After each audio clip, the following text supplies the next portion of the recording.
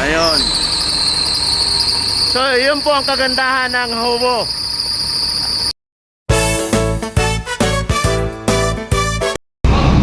Hello, hello. Magandang umaga po, magandang araw sa inyong lahat, sa lahat po ng mga manonood at sa subscriber ko.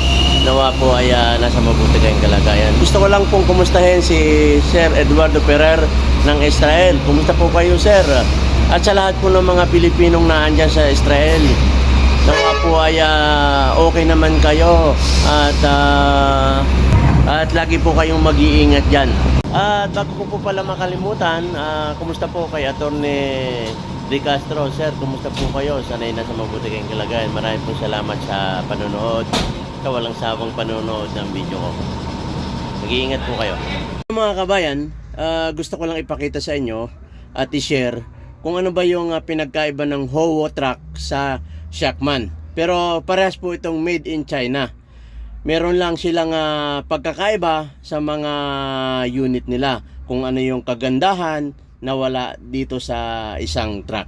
So yun, wag na natin patagalin at ipapakita ko sa inyo kung ano ba yung meron sa bawat unit. Tara na po at wag na natin patagalin. Papa-startin namin dito sa baba. Yes.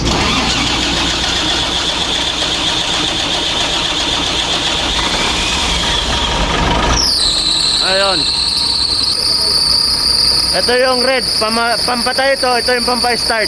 Okay. Sige. Up mo. Ayan po, namatay po. Ayan, i-start namin.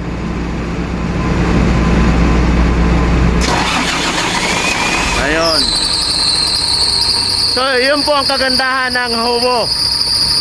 Pwede ka magpa-start dito sa baba kahit wala kang alalay. At sa Howo po, itong Howo truck, sa cabin niya, yung cabin, pag iaangat po nyo, pipindutin po nyo ito, pababa.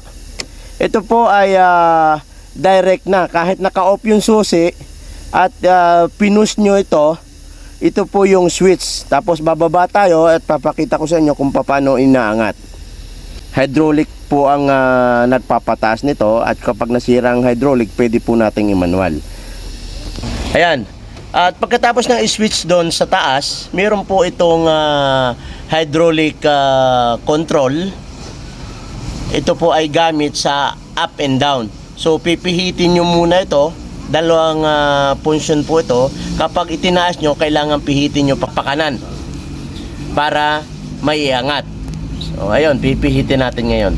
Ngayon, meron tayong gagamitin na tools dito. Ito po ay manual na pipihitin natin. Yan po ay pataas, ginagamit pataas. Pag napihit na natin na papakanan, pwede na nating pindutin yung post button para iangat itong cabin. So ayan, ito yung switch ng cabin ng Howo. Pipindutin niyo yan. Kapag na-switch na yan mula sa taas, may switch yan, at pipihitin naman yung nasa may gilid, sa may apakan. Yun yung tinatawag na control sa hydraulic, para switch para iangat. So ito naman, pipindutin natin para iangat na. Sige, iangat na natin.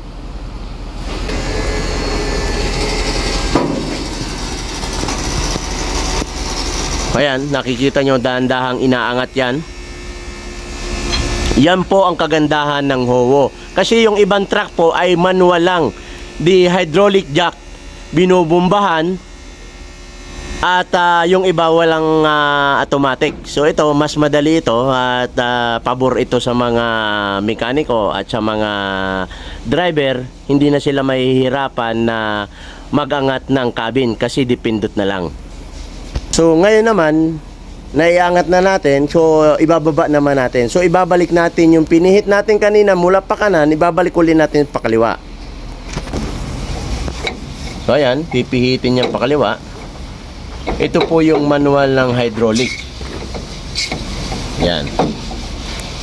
Ayun na, nasa kaliwa na. Tapos pipindutin ulit natin, pababa naman. Ayan.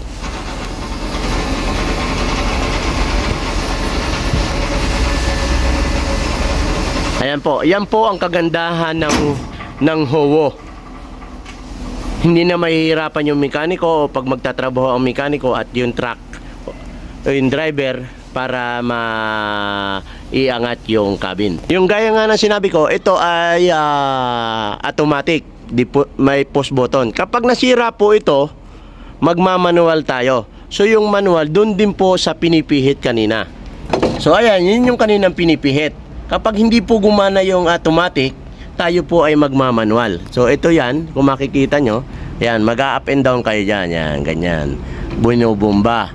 Ganon din po, pababa o pataas, ililipat mo pa kaliwa o pa kanan yung kaninang galing dito.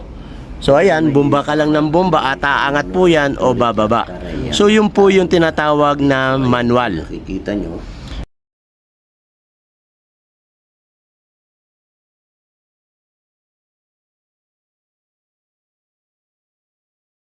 So ito naman yung sa cabin niya. Bali manual ang pag-angat ng cabin. Ito yung pinaka jack niya, pipihitin lang tapos bubumbahin dito. Yun lang po ang pinagkaiba ng Howo sa Shackman.